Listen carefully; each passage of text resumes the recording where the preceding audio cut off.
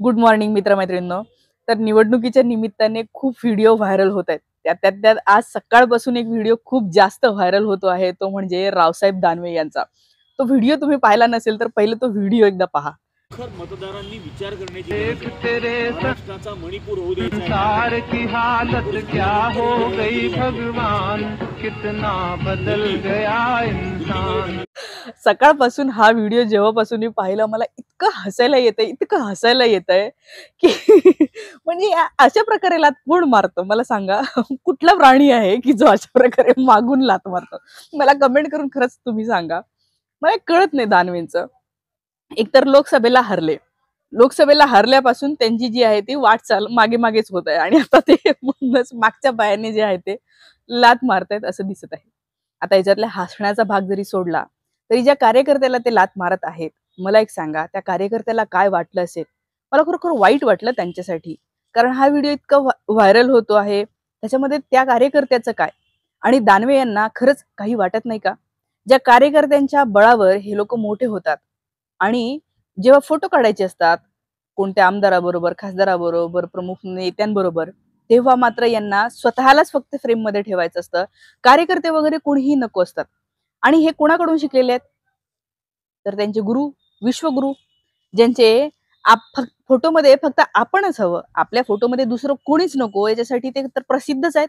त्यांचे अनेक तुम्ही छोटे-छोटे व्हिडिओही पाहिले असेल, की ज्याच्यामध्ये ते दुसऱ्यांना बाजूला करतात. त्यांनी मार्क झुकरबर्गला सुद्धा बाजूला केलेलं होतं. खूप मोठ्या-मोठ्या लोकांना ते बाजूला करतात आणि फक्त मीच आलेलो असलो पाहिजे असं ते पाहत असतात.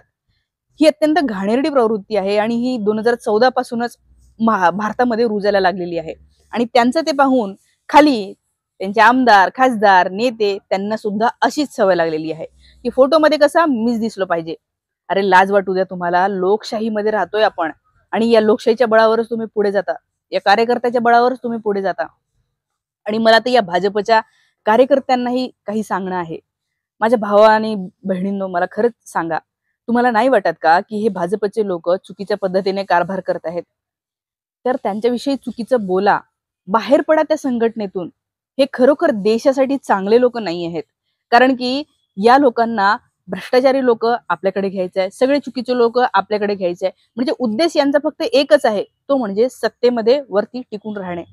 मग मला एक सांगा, ज्यांना फक्त सत्ताच हवी आहे, त्यांनी तुम्हाला त्याग करा, देशासाठी त्याग करा, भारत मातेसाठी आपल्याला हे करणं गरजेचं आहे, आपला धर्म वाचवण्यासाठी गरजेचं आहे, आपलं हे वाचवण्यासाठी गरजेचं आहे, हे जे सांगत असतात, ते तुम्हाला गंडवत आहेत.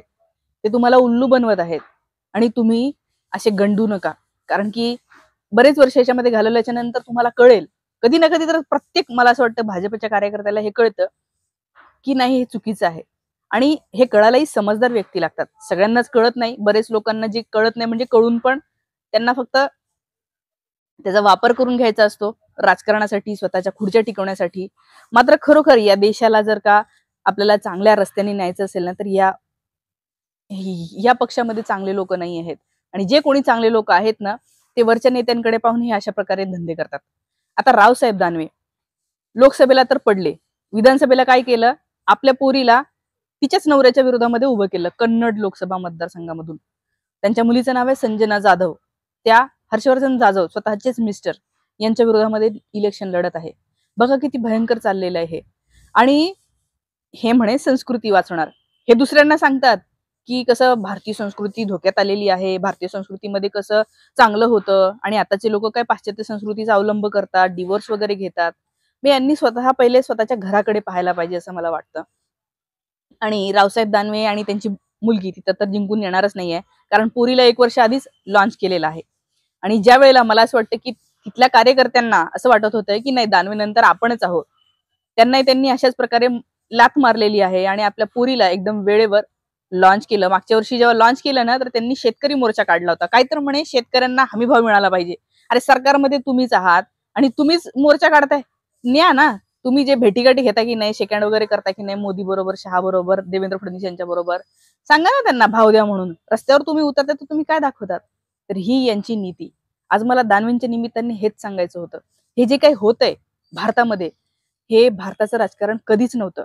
भारताच्या राजकारणामध्ये कधीही असे नेते नव्हते, की जे फक्त स्वतःचीच वाह-वाह करून घ्यायचे.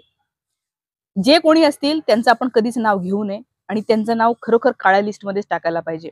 कारण आपल्याला हा देश जर घडवायचा असेल तर अत्यंत सचोटीने, अत्यंत प्रामाणिकपणे काम करणारे, कार्यकर्त्यांना सामावून घेणारे नेते आपल्या देशामध्ये वाढले पाहिजे असं मला मनापासून वाटतं. तुम्हालाही असंच वाटतं का? असं वाटत असेल ना तर येत्या विधानसभेला आपल्याला बदल घडवायचा आहे. इतकं फक्त लक्षात ठेवा. थांबते. व्हिडिओ आवडला असेल जास्तीत जास्त लोकांना शेअर करा. त्यांनाही थोडीशी मजा घेऊ द्या. भाजपचे कार्यकर्ते असतील तर त्यांनाही हा व्हिडिओ पाठवा आणि शक्य असेल तर तुम्ही चॅनलला आर्थिक मदत करू शकता. धन्यवाद.